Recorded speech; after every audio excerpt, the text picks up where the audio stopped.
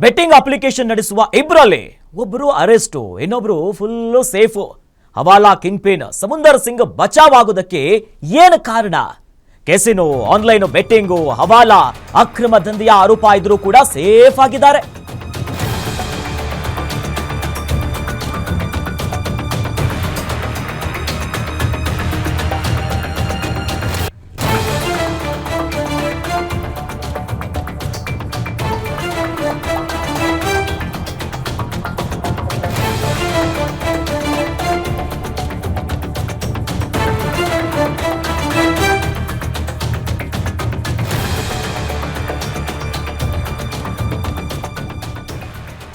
ಹವಾಲಾ king pin Samundar Singh ಬಚಾವ್ ಆಗೋದಕ್ಕೆ ಏನು ಕಾರಣ? ಯಾಕಂದ್ರೆ ಕೆಸಿನೋ, ಆನ್ಲೈನ್ ಆಫ್ಲೈನ್ ಬೆಟ್ಟಿಂಗು, ಹವಾಲಾ ಈ ಅಕ್ರಮ ದಂಧೆಯ ಆರೋಪ ಇದ್ರೂ ಕೂಡ ಸೇಫ್ ಆಗಿದ್ದಾರೆ. ಬಿಜೆಪಿ ನಾಯಕರ ಜೊತೆ ನಂಟಿರೋದಕ್ಕೆ ಸೇಫ್ ಆಗಿಬಿಟ್ರಾ ಅನ್ನೋ ಹಲವು ಪ್ರಶ್ನೆಗಳು ಮೂಡ್ತಾ ಇದೆ. ಪ್ರಧಾನಿ ಮೋದಿ ಜೊತೆ ಸಮುಂದರ್ ಸಿಂಗ್ ಇರುವಂತ ಫೋಟೋಗಳು ಕೂಡ ವೈರಲ್ ಆಗ್ತಿದೆ. ರಾಜಸ್ಥಾನ ಬಿಜೆಪಿ ಮುಖಂಡರ ಜೊತೆ ಇರುವಂತ ಫೋಟೋಗಳು ಸಿಕ್ಕಾಪಟ್ಟೆ ಸದ್ದು ಮಾಡ್ತಿದೆ. ಮಧ್ಯರಾತ್ರಿ ದೆಹಲಿಯಿಂದ ಬಂದಂತ ಆ ಕಾಲ್ನಿಂದ ಸೇಫ್ ಆಗಿಬಿಟ್ರಾ? ಯಾವುದು ಸತ್ಯ, ಯಾವುದು ಸುಳ್ಳು? ಇನ್ನು ಇಡಿ ತನಿಖೆಯಲ್ಲಿ ಎಲ್ಲವೂ ಕೂಡ ಬಯಲಾಗಿಬಿಡುತ್ತಾ? ಪ್ರಮುಖವಾಗಿ ಹುಬ್ಬಳ್ಳಿ, ರಾಜಸ್ಥಾನ, ಗೋವಾದಲ್ಲಿ ದಾಳಿ ನಡೆಸಿದ್ರೂ ಕೂಡ ಸಿಂಗ್ ಬಳಿ ಏನೇನೋ ಸಿಕ್ಕಿಲ್ವ ಅಧಿಕಾರಿಗಳಿಗೆ? ಇತ್ತ ಶಾಸಕ ವೀರೇಂದ್ರ ಪಪ್ಪಿ ಅವರಷ್ಟೇ ಜೊತೆಯಲ್ಲಿ ಇವರು ಲಿಂಕ್ ಅನ್ನ ಹೊಂದಿಕೊಂಡಿದ್ರಾ ಅಥವಾ ಬೇರೆ ಯಾರು ಇದ್ದಾರಾ?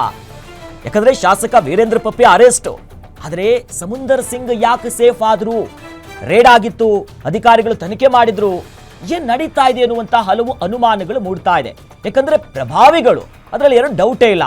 ಯಾಕಂದ್ರೆ ಸಮುಂದರ್ ಸಿಂಗ್ ಪ್ರಭಾವಿಗಳ ಜೊತೆ ಗುರುತಿಸಿಕೊಂಡಿದ್ದಾರೆ. ಬಿಜೆಪಿಯ ಮುಖಂಡರ ಜೊತೆ ಅವರ ಫೋಟೋಗಳಿದೆ. ಅಷ್ಟೇ ಯಾಕೆ, ಪ್ರಧಾನಿ ನರೇಂದ್ರ ಮೋದಿ ಅವರ ಜೊತೆಯೂ ಕೂಡ ಅವರು ಫೋಟೋದಲ್ಲಿ ಗುರುತಿಸಿಕೊಂಡಿದ್ದಾರೆ. ಹವಾಲಾ ಕಿಂಗ್ ಪಿನ್ ಅನ್ನುವಂಥದ್ದು ಮತ್ತೊಂದು ಕಡೆಯಲ್ಲಿ ಗಂಭೀರ ಆರೋಪಗಳಿದೆ.